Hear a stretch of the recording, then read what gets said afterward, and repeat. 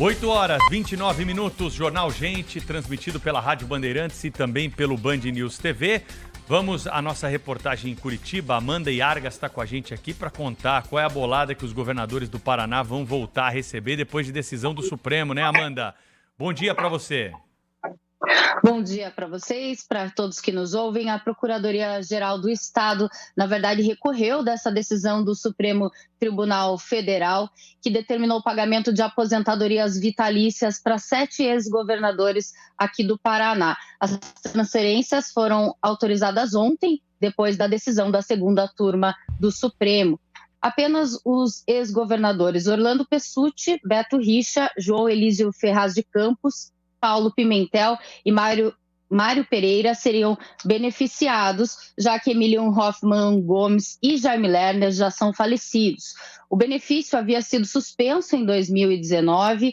Na época, o entendimento da corte era de que esses pagamentos eram inconstitucionais. Agora, depois da relatoria do ministro Gilmar Mendes, o STF teve um outro entendimento e foi favorável ao pagamento desse benefício. O valor é de 90,25% dos salários dos desembargadores do Tribunal de Justiça, do desembargador do Tribunal de Justiça, que é de R$ 37.600. O impacto é de mais de R$ 2 milhões por ano aos cofres públicos aqui do Estado. Vale lembrar que foi aprovada uma emenda constitucional que extinguiu a aposentadoria vitalícia para os próximos ex-governadores do Paraná. Obrigado, Amanda, aí pelas informações. Cláudio, Thaís, ex-governador tem que ter pensão vitalícia ou não?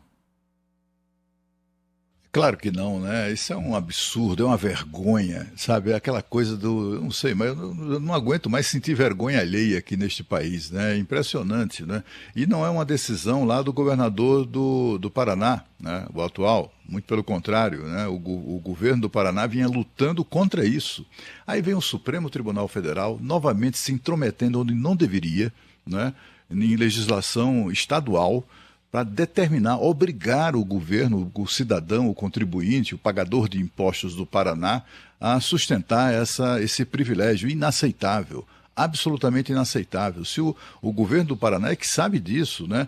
E assim, não é uma questão apenas de ordem legal ou constitucional, é uma questão moral, ética. É uma vergonha que o Supremo Tribunal Federal tome decisões sobre isso. O Supremo Tribunal Federal está tomando decisões sobre política pública, tomando decisões que não tem nada a ver com a sua missão de aplicar, de aplicar a Constituição do Brasil. Isso não tem nada a ver com... Isso é uma questão ética, moral e diz respeito exclusivamente ao Estado. Há vários estados no Brasil que já cancelaram essa indecência, essa coisa indecorosa.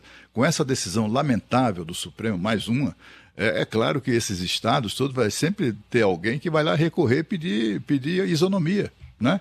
Ora, se o Supremo teve esse entendimento em relação aos governadores do Paraná, todos aqueles que já não recebem essa pensão voltarão a receber. É uma vergonha. A gente já teve caso no país, Cláudio, de governador vice que assumiu o governo ou presidente de assembleia por uma semana, 10 dias, e que aí conseguiu o direito à aposentadoria para o resto da vida como governador de estado, não é?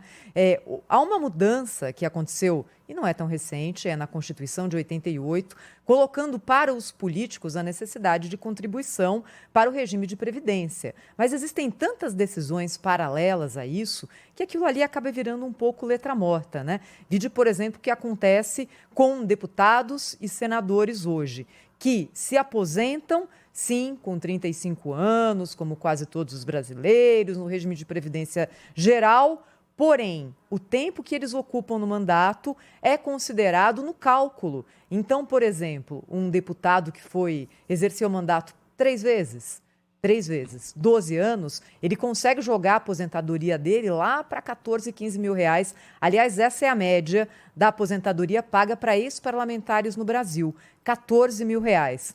bem acima do máximo do INSS. Né? Aí não dá para não tem justificativa para isso tudo, né, Thaís? Até porque o sujeito vai para essa escolha de vida porque quer. Né? Obrigado, né, Pedro? Ninguém falou, olha, o senhor tem que ser levado lá. Não, ele disputou uma eleição, ganhou a eleição, representou o povo, é uma missão nobre aí de você entrar para a política, né? A gente sabe as dificuldades que tem para quem não é, por exemplo, do núcleo político ali que está comandando uma região, mas isso tudo tem o seu valor. Agora, daí a você ter uma garantia que você vai ter uma aposentadoria, qual a justificativa do povo ficar bancando um político que deu ali a sua contribuição em determinado momento? Enquanto ele estava dando a sua contribuição, ele tem a sua remuneração. E ontem a gente falou aqui sobre os abusos, né, que nós temos aí para os políticos no Brasil, por exemplo, que acontece aqui na Assembleia Legislativa de São Paulo, com o número de cargos que se tem, estimulando essa prática de rachadinha, distribuição do salário aí dos seus assessores, né,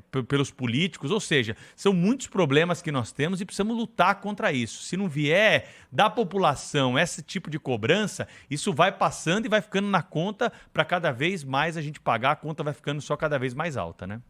E é bom lembrar que tem outros privilegiados, né? Ex-presidentes da República, por exemplo, têm um belíssimo salário, tem ainda 6 ou 8 assessores, 2 carrões, inclusive blindados com motorista, gasolina, manutenção e os carrões, né? Claro, tudo pago com dinheiro de quem paga impostos, sabe? É uma vergonha isso. Por que é que nós temos que sustentar essas pessoas depois que exercem os seus mandatos? Quer dizer, eles são eleitos, exercem os mandatos, porque democraticamente foram eleitos, e aí, ao final do mandato, a gente tem que sustentar essa gente.